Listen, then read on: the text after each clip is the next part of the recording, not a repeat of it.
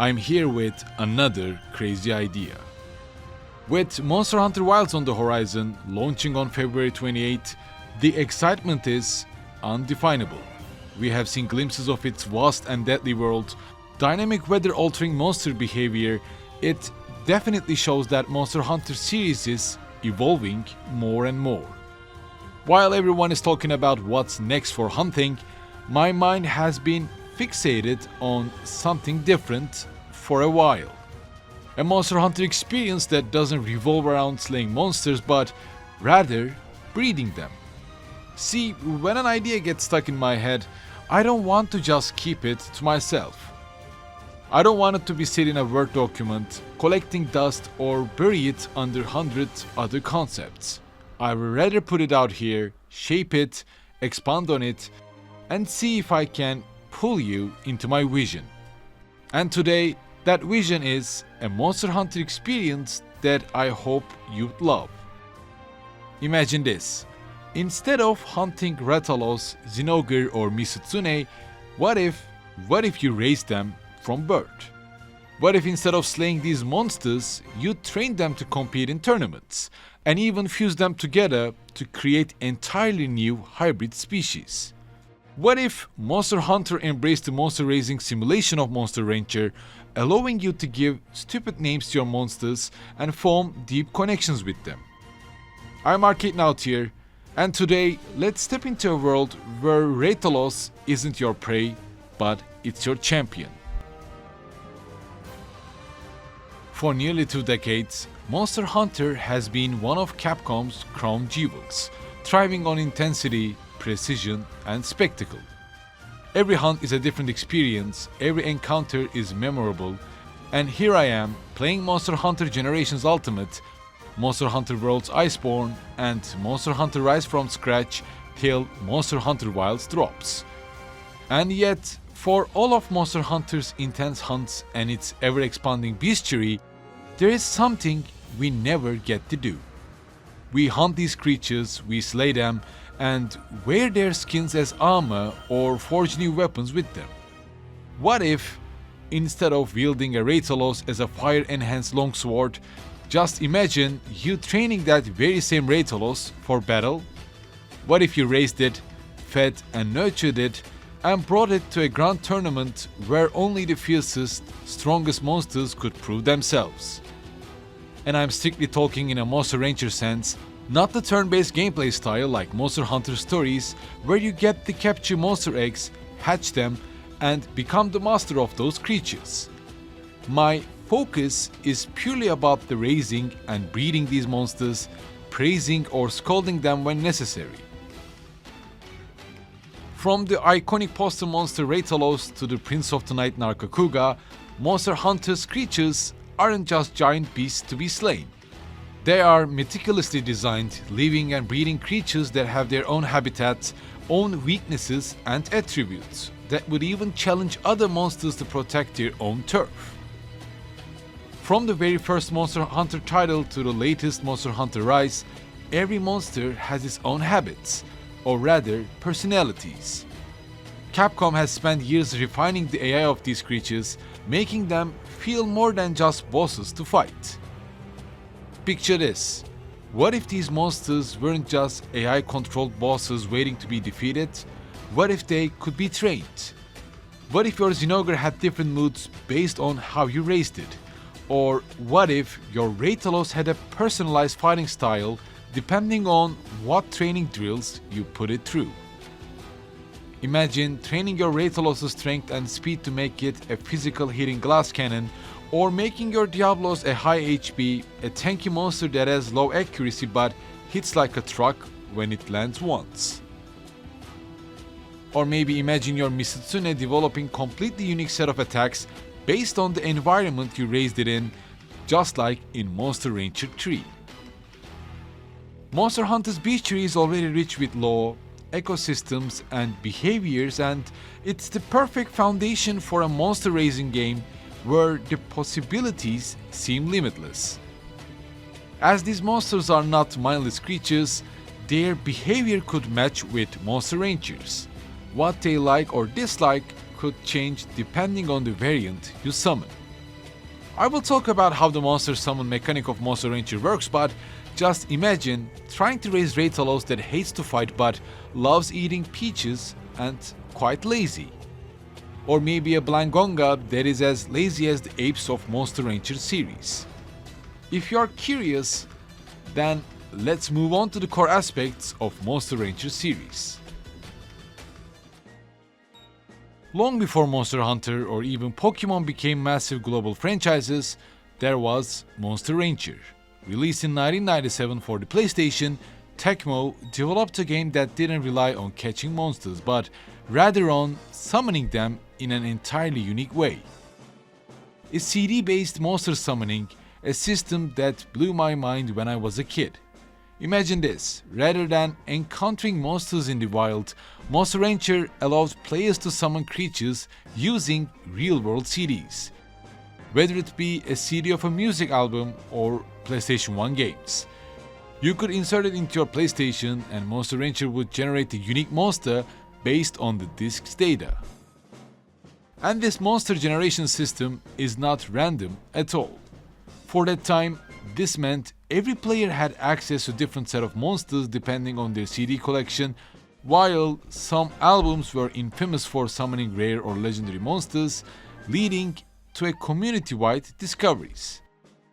And last but not least, players experimented with different CDs to find the best summons, creating a culture of CD sharing and discovery.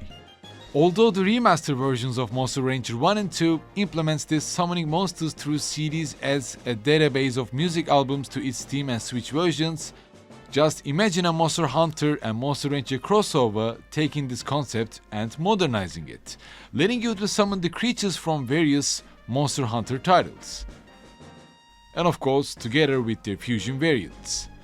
Maybe this fusion variant can be something like a Zinogre fused to a Rathalos or a Mizutsune fused to an Arcadenaut.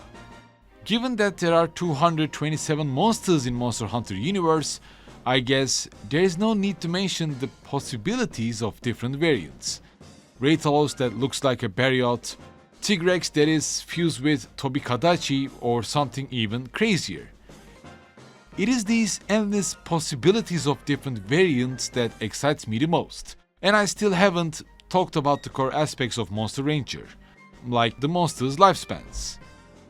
Unlike Pokemon where monsters level up by obtaining experience points, Monster Rancher introduced the attribute trainings and variety of lifespans that change based on the species.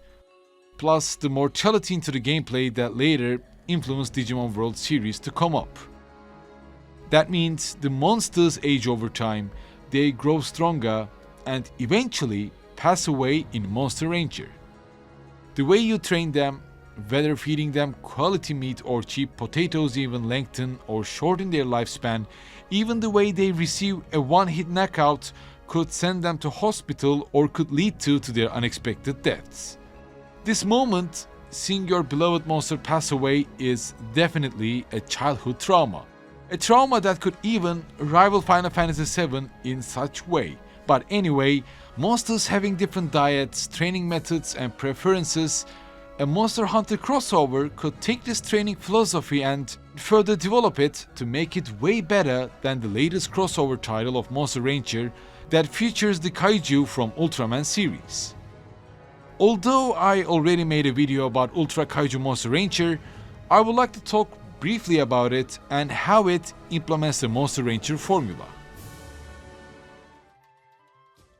Now imagine carefully nurturing a young Rathalos, feeding it meat, increasing its intelligence to focus on elemental attacks to reach S-rank tournaments, or let's imagine that we don't even have to feed and train our Rathalos in a range.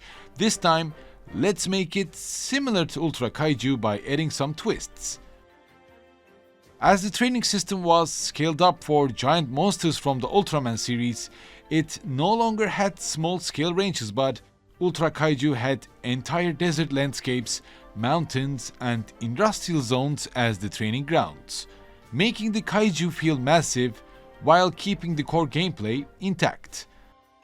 Not only that, but also the tournaments were reimagined for city-sized battles, with destructible environments such as cities and wastelands, If we were to implement this concept to Monster Hunter, we could have terrain-based training choices that could boost monsters' elemental attacks, giving them extra points or increasing their elemental resistance in cost of having lower increased attributes maybe, or maybe increasing Rathalos' water or ice resistance could work in the upcoming tournament, but it might be up to the players what to focus on, how to customize their monsters' training, and what kind of a champion they wish to achieve. Monster Hunter Stories never focused on this. Instead, it focused more on taming the monsters and leveling them up in a turn-based RPG style. One potential question is this: doesn't Monster Hunter Stories already do this? While Monster Hunter Stories lets players befriend and ride the monsters, it's still structured like a traditional turn-based RPG. The focus is on the storytelling, party-based combat, crafting gears and weapons for your main character to strengthen your party. However, my focus is mostly about the training the monster, whether it be like Digimon World Series or Monster Rancher, it doesn't matter. The key point is to train the monsters, feeding them, and then maybe entering the tournaments to fight other tamers to rank up. Monster Hunter Stories lets you hatch monster eggs, train them through turn-based combat and fight alongside them. It's basically a spin-off that takes a JRPG approach. You can even customize the abilities of monsters, inherit genes from other monsters for late-game customizations. It's definitely a solid Pokemon-like alternative that does its job better than the latest Pokemon titles. But here's the thing. While Monster Hunter series does let you befriend and battle with monsters, it's still not the Monster Rancher style experience I'm envisioning. The magic of a Monster Rancher style approach is not just about collecting the best monsters, it's about raising the best version of your monster. That's what made Monster Rancher as well as the Digimon World series so priceless for me. The monsters you train, what they evolve into, their success or their failures remain with you. When you see your Rathalos step into the arena, not just in Rathalos but your Rathalos, shaped by your own decisions, your own training, your own vision for what kind of a fighter it would become, then you will know that this isn't Monster Hunter Stories at all. It's not about how many random encounters you grinded or how many hours you spent fighting other monsters, but how you fed it, how disciplined it is, and much more. The magic word is, I think, here is making it personal, making this Monster Rancher approach far more strategic and far more rewarding, and possibly more emotional. Monster Hunter has always been about dominating the hunt, mastering your favorite weapons, and carving out power from the creatures you defeat. It is a vicious cycle of survival and thrill that turns into an addiction. But for once, I want to step back from the relentless pursuit of the hunt. I want a game that truly lets us understand these creatures, nurture them, and see them thrive under our care. At the end of the day, I love these kinds of monster taming games, whether it be Monster Rancher or Digimon World. I am a big fan. And a Monster Hunter plus Monster Rancher crossover game would finally give us a chance to bond with these creatures. Maybe creating new fusions that's shaped by our own hands. It would be about creating something truly unique and truly personal. And this is what makes also Monster Rancher special. It's not about having the strongest monster, but it's about having your monster, starting as a baby, growing up by training through harsh courses and competing in tournaments, and finally starting to become weaker around its last phase of its life. It's this journey what makes Monster Rancher so unique, so captivating and memorable. It's about you and your Rathalos, your Nargacuga or your Diablos. And that's a Monster Hunter experience that has never been done before. As always, thank you for watching today's concept video. What do you think about my second concept and scenario? I think I will be continuing to do such concept videos in the future as well, so I hope you enjoy it as much as I do. Any humble support through Patreon and YouTube join is really appreciated, and I will see you soon in my next video.